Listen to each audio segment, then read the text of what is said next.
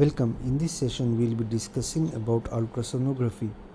Ultrasonography uses sound waves to non-invasively image the globe and is particularly useful in three situations: to image the eye through opaque media such as corneal opacity, cataract and vitreous hemorrhage, to image optically inaccessible locations within the eye such as behind the iris and the orbit.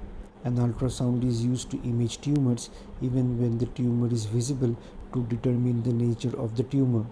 Ultrasound refers to sound waves above the hearing range that is more than 20 kHz in frequency. Unlike light waves, sound waves are mechanical vibration of particles in a medium and consists of alternate zones of compression and rarefaction.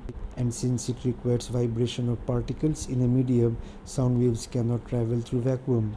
Also, sound waves are much less absorbed and thus can penetrate much deeper in optically non-transparent tissues. Like light waves, sound waves have a specific velocity for each medium and undergoes reflection and refraction at the interface between two media following Snell's law.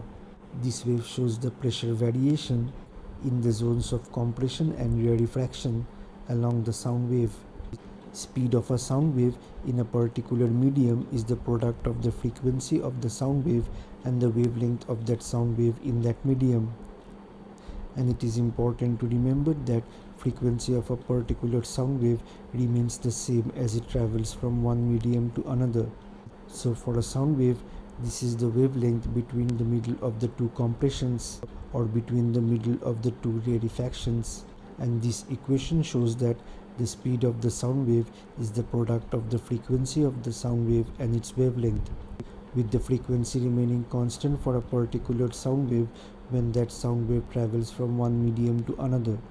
When sound travels from one medium to another, it gets partially reflected at the interface between the two media if the acoustic impedance of the two media are different. Acoustic impedance is the product of the density of a medium and velocity of sound in that medium, and the amplitude of the reflected sound wave is proportional to the magnitude of the difference in acoustic impedance of the two media. The ultrasound equipment consists of a probe which contains a piezoelectric crystal such as quartz housed in a transducer called so because it converts one form of energy that is electrical to another form of energy that is mechanical. So when the piezoelectric crystal is stimulated by electricity, it vibrates and so emits a sound wave. And also the piezoelectric crystal, on being mechanically vibrated by returning echo, generates an electrical voltage which can be detected and amplified. So the piezoelectric crystal in the ultrasound device both emits a sound wave and detects the returning echoes.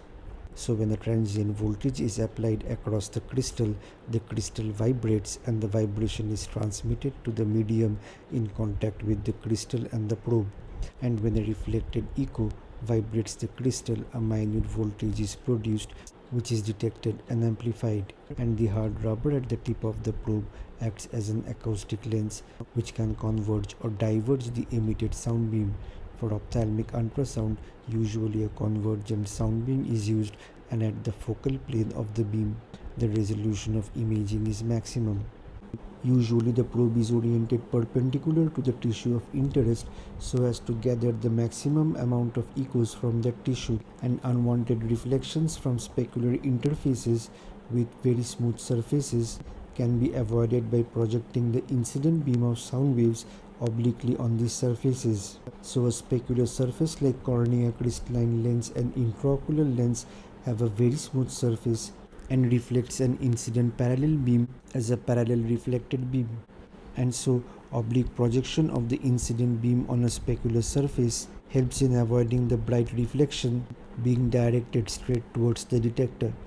But for a diffusely reflecting surface which is not smooth, the incident parallel beam is not reflected as a parallel beam but as rays reflected in different directions. So a diffusely reflecting surface cannot produce a bright mirror-like reflection as from a specular surface. Considering an average velocity of sound in the eye as 1532 meters per second and the distance from the cornea to the orbital apex as 50 millimeters, it takes sound 65 microseconds to travel from the transducer to the orbital apex and back to the transducer. So the minimum time interval between two emitted pulses from the transducer cannot be less than 65 microseconds to avoid overlapping of the reflected echo and the next emitted pulse. And for a 10 MHz probe, the duration of an emitted single cycle pulse, single cycle meaning a single wavelength pulse, is 0.1 microseconds, which is much less than the required minimum time interval between two emitted pulses of 65 microseconds. So the probe is actually passively waiting to listen for reflected echoes for the majority of time. In posterior segment ultrasonography, as shown here by this photograph, sound waves of frequency 10 MHz is used. In comparison, for abdominal ultrasonography, sound waves of 3 to 5 MHz is used. For anterior segment ultrasonography, also known as ultrasound biomicroscopy or UBM, as shown here in this photograph, sound waves of frequency 50 MHz is used for high resolution imaging of the anterior segment. Sound waves of 50 MHz can penetrate only 4 to 5 mm of the eye and so can be used to image only the anterior segment. Although OCT provides higher resolution than UBM, UBM is better for imaging ciliary body and the position of peripheral portions of an intraocular lens because these are regions where light waves used by OCT cannot reach. Resolution of an imaging device is the minimum distance between two interfaces which the machine can differentiate as being separate. For an ultrasound machine, the actual resolution is the resolution in the direction of propagation of the sound wave, and it depends on the length of the emitted pulse. The actual resolution is smallest or the actual resolution is finest when there is only one wave cycle in a single emitted pulse. Ophthalmic ultrasound has an approximate axial resolution of 150 microns and ultrasound biomicroscopy has an approximate axial resolution of 23 microns. In comparison, optical coherence tomography has an axial resolution of 5 microns. Lateral resolution is the resolution perpendicular to the direction of propagation of the sound wave, and the lateral resolution at the focal plane is smaller, better or finer with increasing frequency of the sound wave and decreasing beam diameter. Lateral resolution of ophthalmic ultrasound is approximately 300 microns, whereas lateral resolution of ultrasound biomicroscopy is 35 microns. In contrast, optical coherence tomography has a lateral resolution of 20 microns. Ultrasound examination involves two scanning modes, A scan and B scan, and this is important to remember. This diagram represents an A scan in which the ultrasound is emitted and detected along a line, and the A scan is represented as a graph of amplitude of the echoes against the time when they are detected by the probe. This photograph represents a B scan which represents the echoes detected in a two-dimensional plane within the tissue, and the brightness of each pixel within the image depends on the amplitude of the echo, and the location of each pixel from the probe depends on the time delay. In A scan or amplitude or time amplitude scan, a short ultrasound pulse is emitted which travels in a straight line by a single element transducer, single element meaning the transducer has a single crystal, and the transducer remains stationary, and the reflections coming back to the transducer in that straight line are detected by the transducer before the transducer emits the next pulse. And the amplitude and time delay of the reflections or echoes from various tissue interfaces are measured and are plotted on a graph of amplitude against time. So when the first pulse is emitted by the transducer, that instant corresponds to the 0 point on the time axis, and the time elapsed from that instant is recorded along the time axis.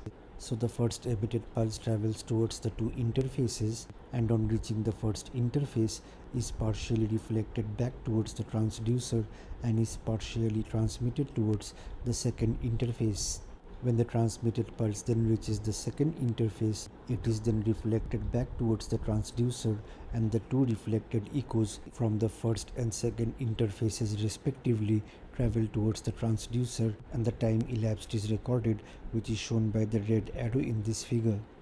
Then when the first pulse hits the transducer, a spike is recorded by the machine, and the amplitude of the spike corresponds to the intensity of that echo.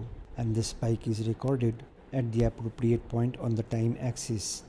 Then the second echo travels towards the transducer, and when it reaches the transducer, the second spike is recorded on the graph, and the amplitude of the second spike corresponds to the intensity of the second echo, and its position along the timeline corresponds to the time elapsed between the emission of the pulse and the receipt of the second echo. And only when all the echoes from the interfaces have been detected by the transducer, the next pulse is emitted by the transducer.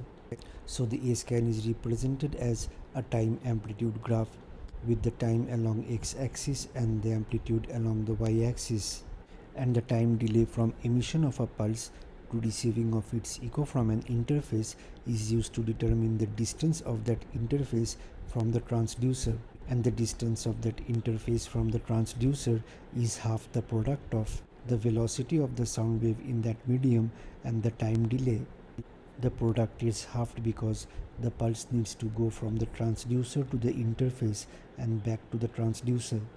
A-scan is most commonly used for measuring axial length of the eye for biometry prior to cataract surgery.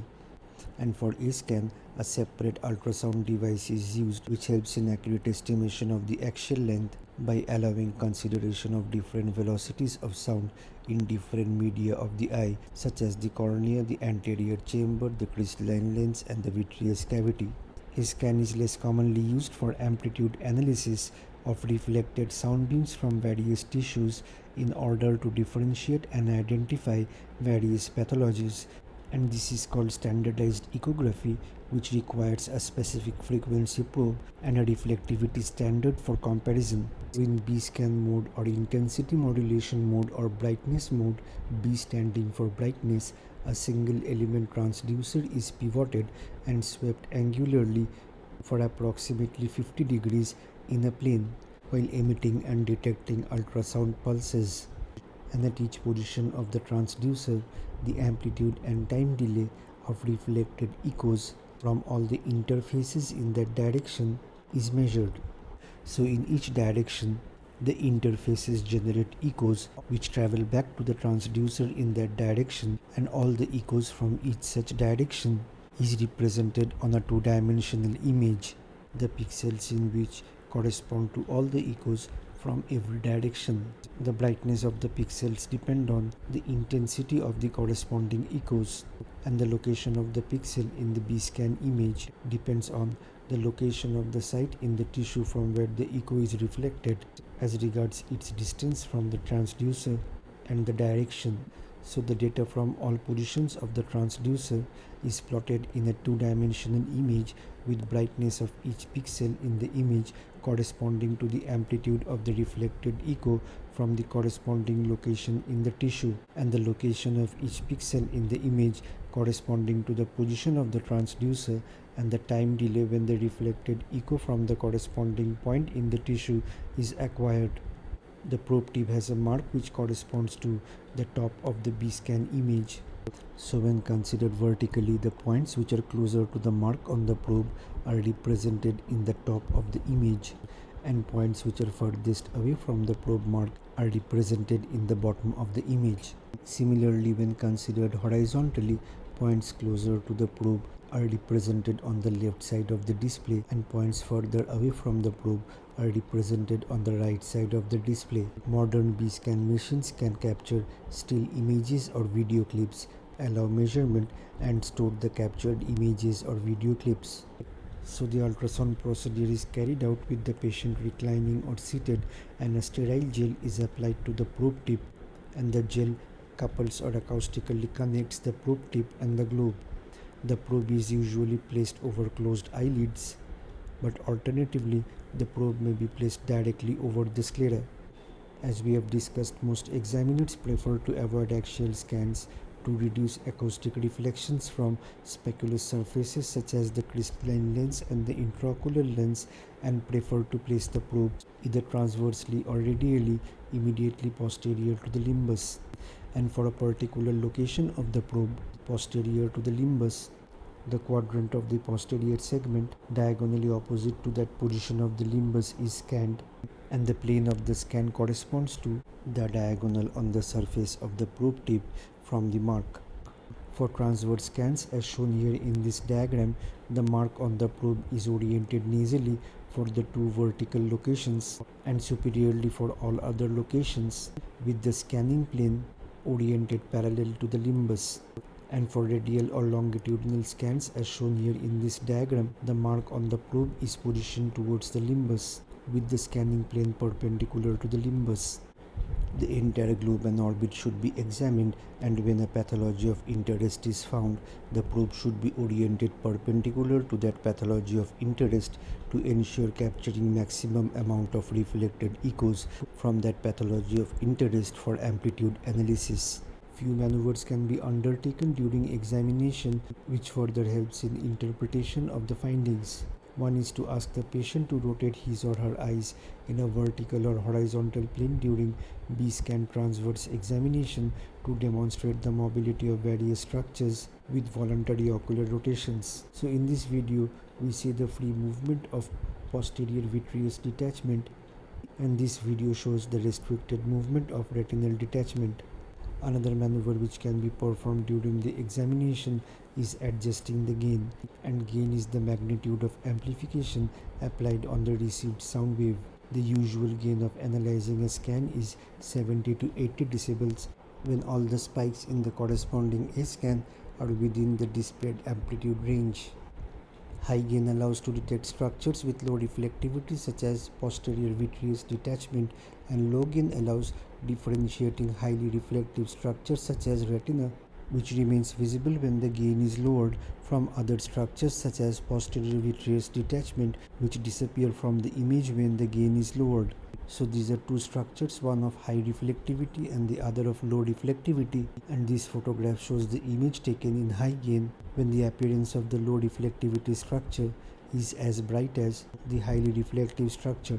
But when the gain is lowered, as shown in this diagram, the low reflective structure disappears from the image and the highly reflective structure remains visible. Gating is another maneuver which can be applied during a scan for accurately estimating axial length of the eye during biometry. After scanning the entire eye and detecting the pathology of interest, the examiner can acquire relevant images or video clips, but the examiner needs to mention the position and orientation of the probe for every such acquired image or clip. And video clips helps to record movement of a structure of interest with voluntary ocular rotations.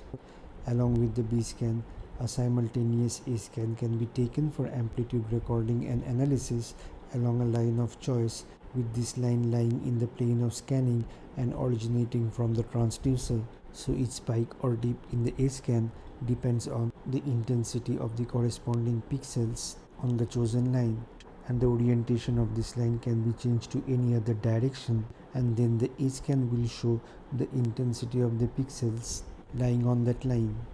Finally, the examiner needs to do a three-dimensional mental reconstruction of the pathology for reporting his or her final impression, and this is especially important in preoperative analysis.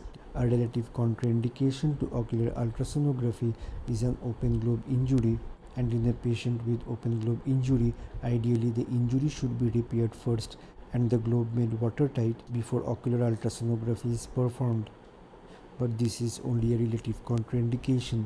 We'll discuss the ultrasound findings in some of the more common ocular pathologies. And posterior vitreous detachment, as seen here in this photograph, appears as a thin continuous low reflectivity membrane visible with high gain, and PVD disappears when the gain is sufficiently lowered. As we have seen, PVD undulates rapidly with voluntary ocular rotations. Following separation of the PVD from optic nerve head, a localized dense portion can be detected within the posterior portion of the PVD corresponding to the Weiss ring. Retinal detachment, as seen here in this photograph, appears as a thicker, continuous, hyper-reflective membrane, particularly when the ultrasound beam is oriented perpendicular to the detached retina, and retinal detachment remains visible even when the gain is sufficiently lowered. As we have seen, retinal detachment shows slow and restricted undulations with voluntary ocular rotations, and this movement becomes even more restricted when there is proliferative vitreoretinopathy. And in case of fractional retinal detachment can be total or partial, and total retinal detachment appears like a funnel in the axial scan attached to the optic nerve head, and this is very important to remember. But in a transverse scan, it may appear circular because the optic nerve head usually does not fall in the transverse B scan plane. Partial detachments appear dome-shaped. Retinal tear, as seen here in this photograph, appears as a highly echogenic tissue projecting perpendicularly from the ocular wall and appears to be hinged anteriorly with the vitreous attached to its tip. And when the flap of a retinal tear becomes detached, the operculum appears as a localized hyperechogenicity attached to the posterior hyaloid. Retinal dialysis, which is retinal detachment occurring at the ora serrata, is detected as an elevation of the retina in the extreme periphery having a curled edge with vitreous attached to its posterior aspect. Retinoschisis is a splitting within the neurosensory retina, and the inner layer of retinoschisis appears as a thin hyperechogenic membrane usually located in the peripheral retina with no internal reflectivity between the split layers of the retina. Retinoschisis does not show any movement with voluntary ocular rotations, and the internal space of retinoschisis, unlike that of a retinal detachment, does not collapse with scleral depression.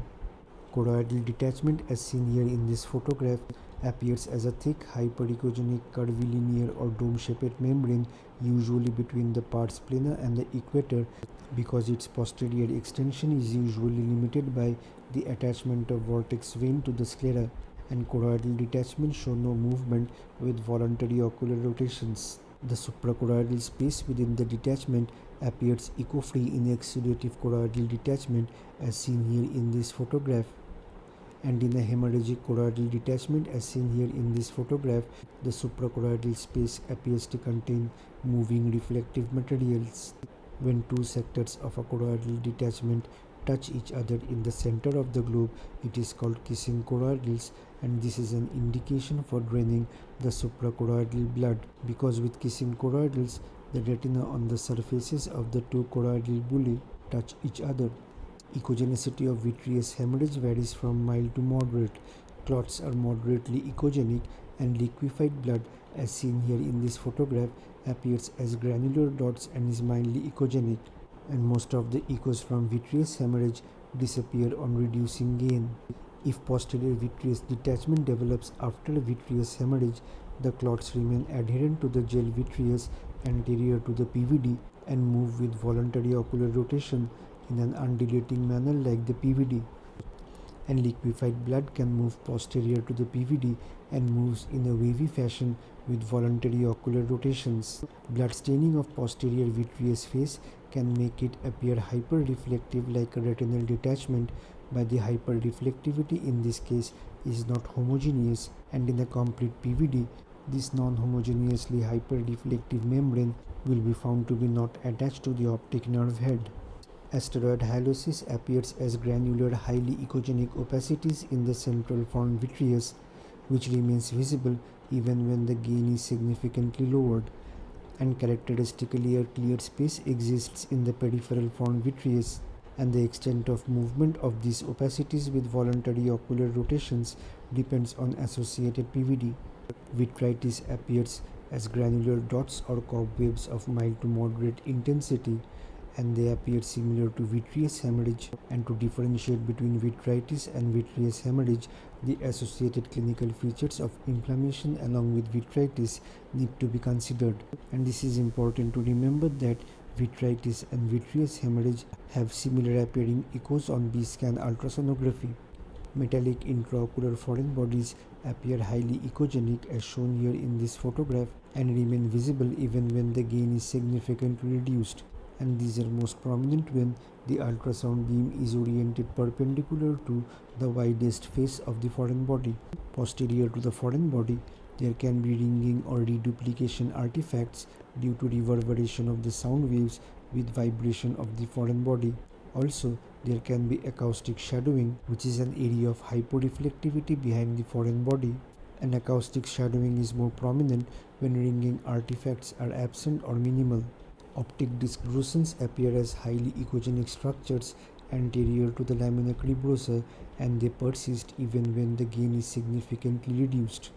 Among the vitreous substitutes used during vitreous surgery, silicone oil and intraocular gas appear as large hypoechoic region in the vitreous cavity, but emulsified silicone oil, small bubbles of gas, residual droplets of heavy liquids such as perfluorocarbons, and non-emulsified silicone oil droplets appear as hyperechogenic granular particles. Non-emulsified silicone oil droplets are found in the vitreous cavity following intravitreal injections because silicone oil is used to lubricate the needles and cannulas.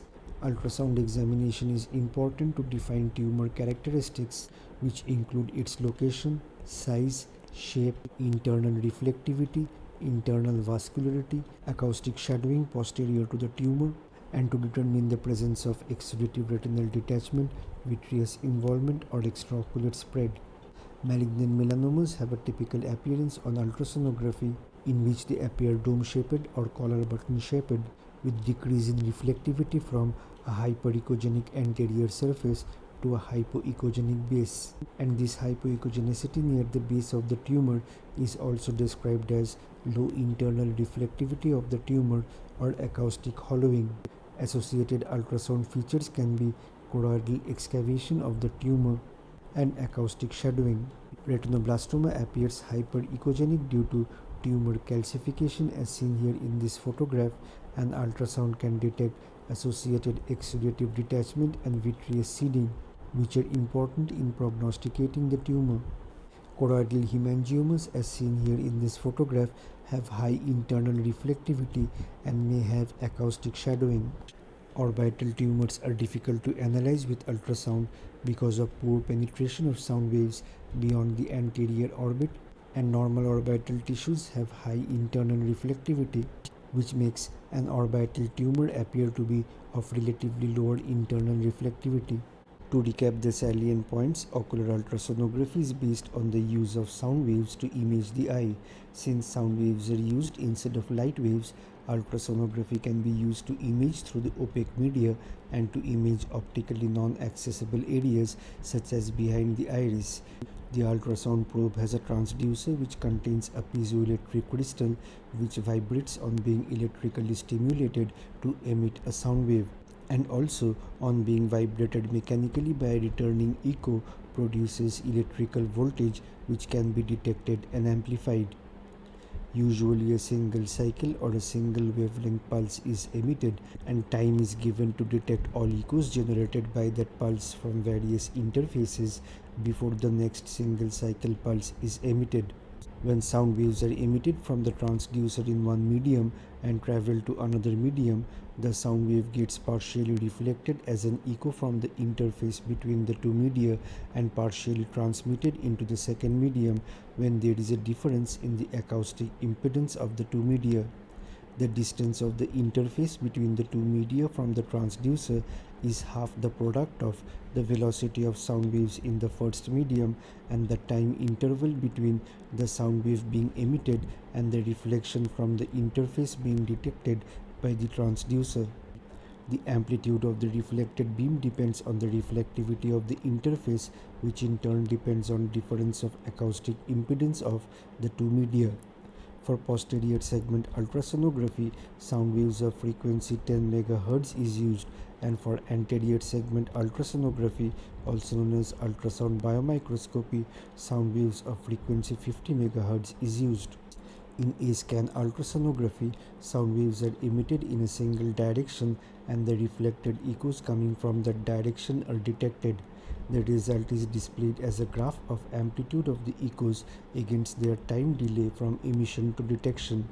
A-scan is used mainly for determining the axial length of the eye for biometry.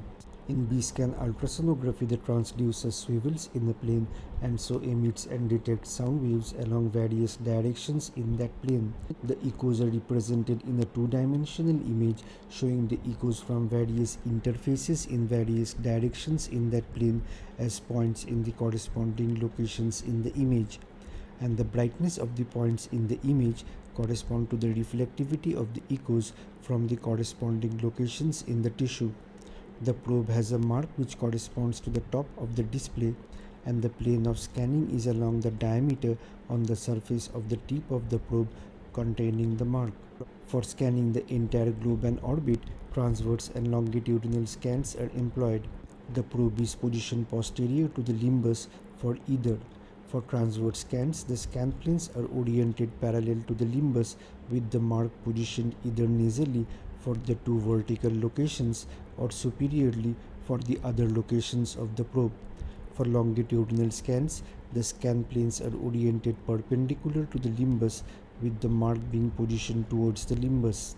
Axial scans along the visual axis are usually not done to avoid unwanted echoes from specular surfaces such as the cornea, crystalline lens and intraocular lens. For detailed examination of a pathology of interest, the probe should be oriented perpendicular to it to gather the maximum amount of echoes from that structure. Asking the patient to move his or her eyes during examination shows the mobility of the various structures with voluntary ocular rotations, which may help us to differentiate between different pathologies such as posterior vitreous detachment, which is freely mobile, retinal detachment, which has limited mobility, and choroidal detachment, which shows no movement with voluntary ocular rotations. Adjusting the gain of the equipment is a useful maneuver. Examination with high gain allows detection of low reflectivity structures such as inflammatory cells and exudates of vitritis. Examination with a low gain helps to differentiate between structures with high reflectivity such as retinal detachment, which remain visible in low gain, and structures with low reflectivity such as posterior vitreous detachment, which disappear with low gain. Relevant images and video clips can be stored, and position of the mark on the probe for each stored image and video clip should be mentioned for orientation.